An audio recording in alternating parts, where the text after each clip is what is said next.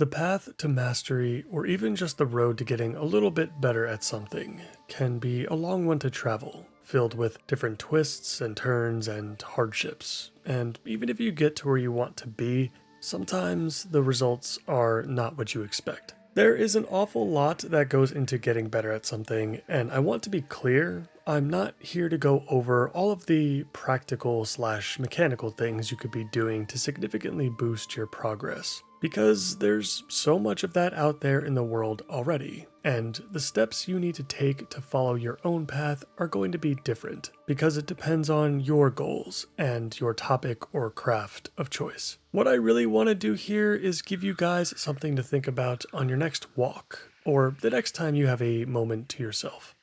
So here's the way that I look at it. The path to getting better at something, whether that's a game or a skill, or even just simply acquiring more knowledge about a particular topic, is about building additional connections to that thing you are working on. And another way I could put this to hopefully make it more clear is that it's about understanding the how and the why, rather than just simply the what. These three things are what I see as different connections, and I'm sure there are plenty of others out there as well, obviously, but these are the ones that come to my mind first whenever I'm trying to improve. The what of any skill or game you're trying to get better at is all this surface level stuff. It's your starting point. It's the guides you watch on YouTube to get your feet off the ground, the tips and tricks and other basic ideas like practice and consistency, and even specific strategies to implement those things easier.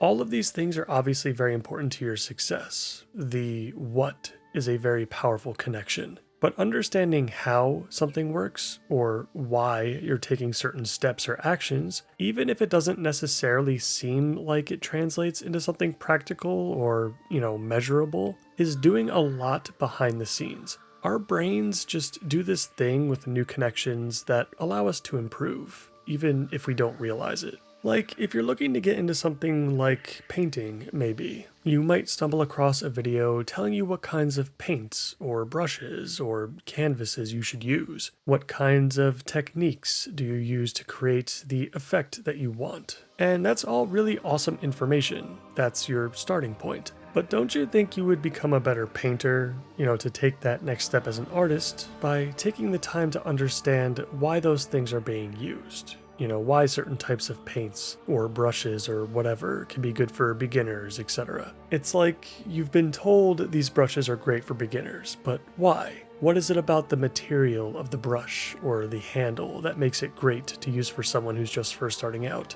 Why are some of the materials more expensive than others? What is inside of that paint that determines its quality? Or maybe you've picked up on mixing different colors together and blending them into what you've already painted on your canvas. But how does all of that actually work? And again, a lot of that knowledge that you can pick up on isn't necessarily practical, but I guess having that understanding just gives what we're already doing more meaning and more context. Another great example that outlines the differences between these connections is how many of us approached taking tests back in, middle school or high school. And I guess it's more about how we studied for those tests. Tests in general exist because they're a way to determine what we know, but that's just it. The vast majority of them, particularly ones that are based primarily off of multiple choice questions, test us on the what and not the how or the why.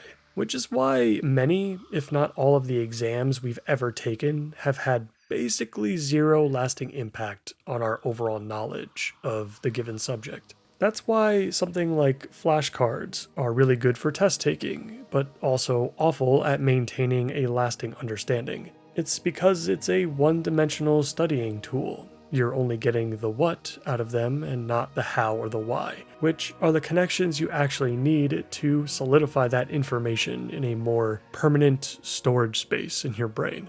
And those are a couple of random, basic examples, but I could use some personal ones as well from World of Warcraft, particularly to outline how to get better at the games that we play. I will say I did think a lot about retail WoW in particular when I was making this video. So these examples are leaning more into that, since the experience I go for in Classic WoW typically isn't really tied to mastery in any way for me. But one of the first things I think about that a lot of people miss or skip over, including myself admittedly, is a deeper understanding of our abilities and our talent trees. Because truly understanding these types of things isn't just, well, this thing deals damage, that stuff stuns, those things do XYZ. That's the surface level stuff. That's the what.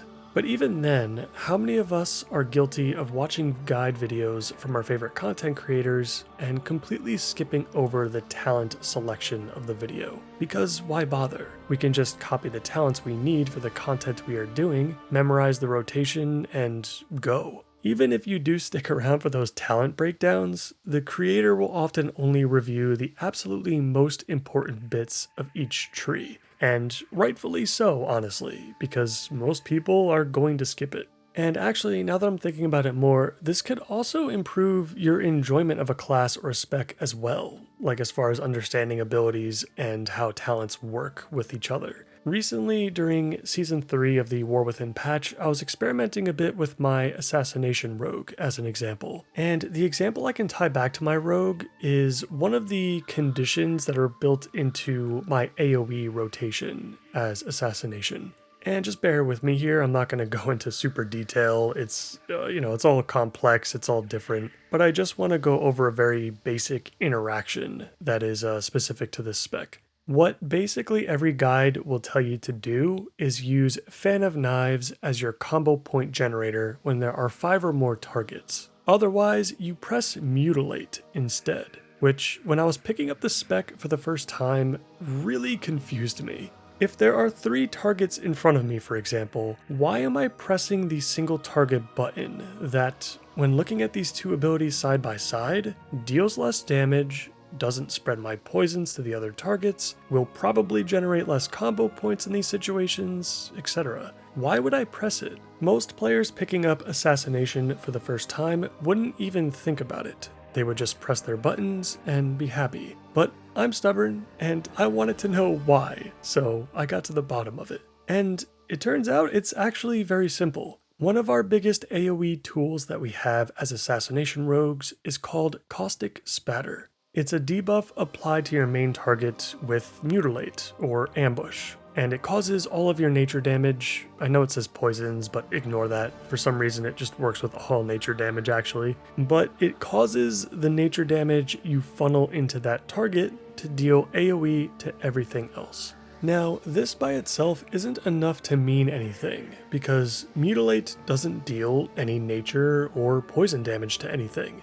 Except with this talent, that being Vicious Venoms, it does. And after picking up on this small interaction, this made so much more sense to me as to why I was using Mutilate instead of Fan of Knives on 5 or less targets. And it also just made me feel a lot better about pressing that button instead in AoE situations. It made it more fun for me, and I actually feel good now when I press Mutilate as part of my AoE rotation. And speaking of our ability rotations as well, that's just another aspect of the game that we, again, kind of memorize and practice on target dummies and then apply to the content we are doing, without really thinking about the interactions that go into it. Understanding how certain interactions work or why certain abilities in certain conditions are important open up a bunch of other benefits while playing. Like being able to adjust your rotation on the fly during a fight, depending on the situation at hand. If all you understand is the what, which is what your rotation is from a literal standpoint, you're going to follow that same pattern regardless of all the other factors that go into really any form of content, but particularly in group content. There are so many different things that change what your rotation could be at any moment, like how long the fights are is important, which also depends on how good the other players in your group are performing. Or if and when something bad happens in the middle of a pull and the whole group has to pivot, these things will often change what buttons you need to press. Some other common examples are, what do I do as a melee character when I'm away from the boss for a period of time, for example? Because some melee classes can do stuff to help themselves or even the group when they can't press their primary rotational buttons.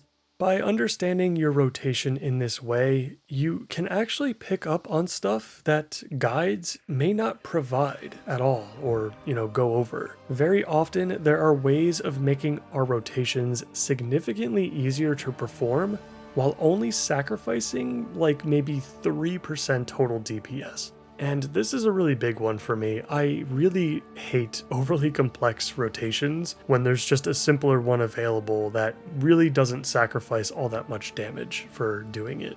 Another example that I could point to is a talent that I was taking for my Arms Warrior that I was playing for a bit in Season 3 of The War Within as well. And that talent is called Skull Splitter. For those of you that don't play Warrior, what this ability boils down to is 1, another button to press, and 2, it also makes all of my bleeds deal damage faster, which reduces their duration, which has the side effect of me having to apply them more often and pay attention to them more on my target. And for what, may you ask, am I getting in return for these extra steps? 1 or 2% DPS maybe at the most? No, thank you.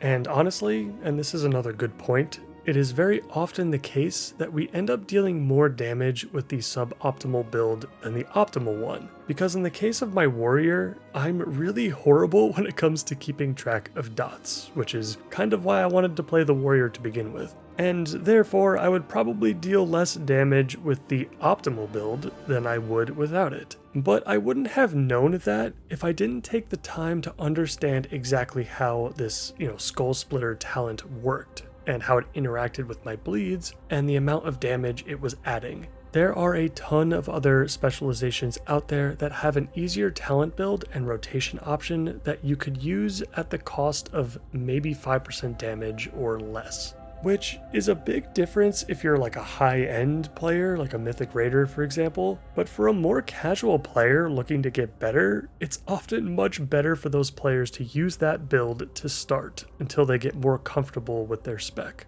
And I have to point it out again, but it's really tough to find these suboptimal builds because guides often don't include them. But if you take the time to understand the hows and the whys of your class and the various interactions that go into it, you might be able to come up with something for yourself. And that's why I think building those additional connections is important. And these examples are just few of thousands of examples, not even just for World of Warcraft, but for gaming and for learning a new skill in general. I could also touch on PvP very briefly as well, because I'm not a PvPer myself, but this does go for all PvP games when I say you need to do everything I've outlined so far in this video and the examples I've provided, but you need to do it for every single class in World of Warcraft's case, because you need to understand how all of the classes work, all of the hows and the whys and the whats, because you need to understand what your opponent is capable of to truly achieve mastery in that area of the game,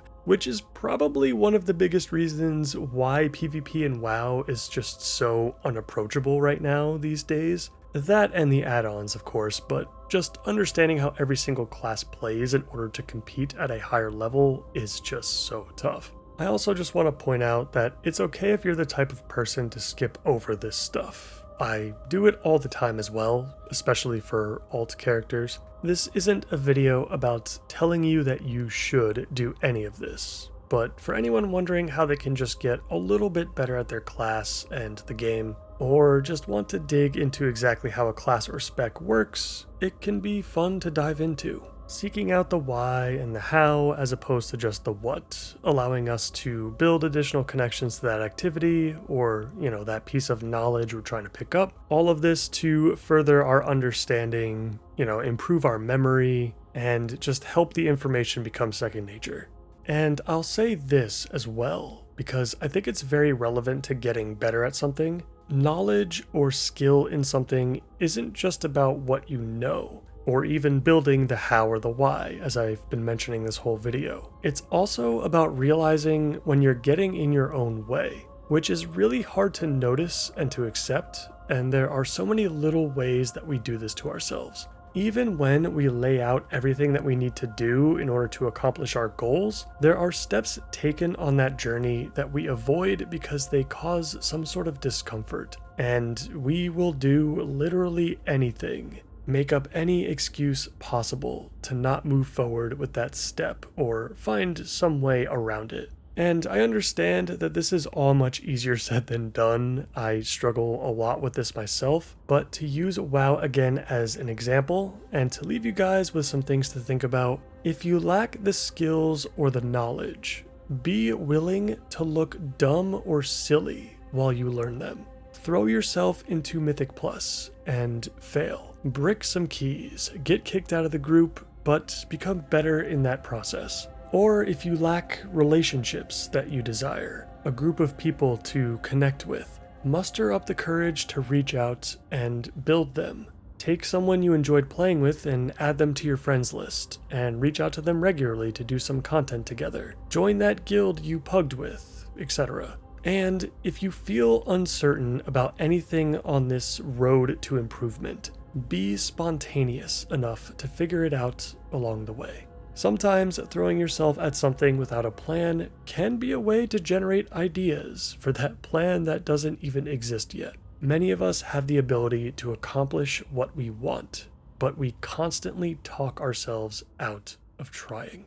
And with that, that is going to do it for me for today. I wish all of you luck on your own path to mastery, or just getting better at something. And I'd love to hear what you're looking to accomplish in 2026 down in the comments below. Stay safe, and I'll see you in the next one.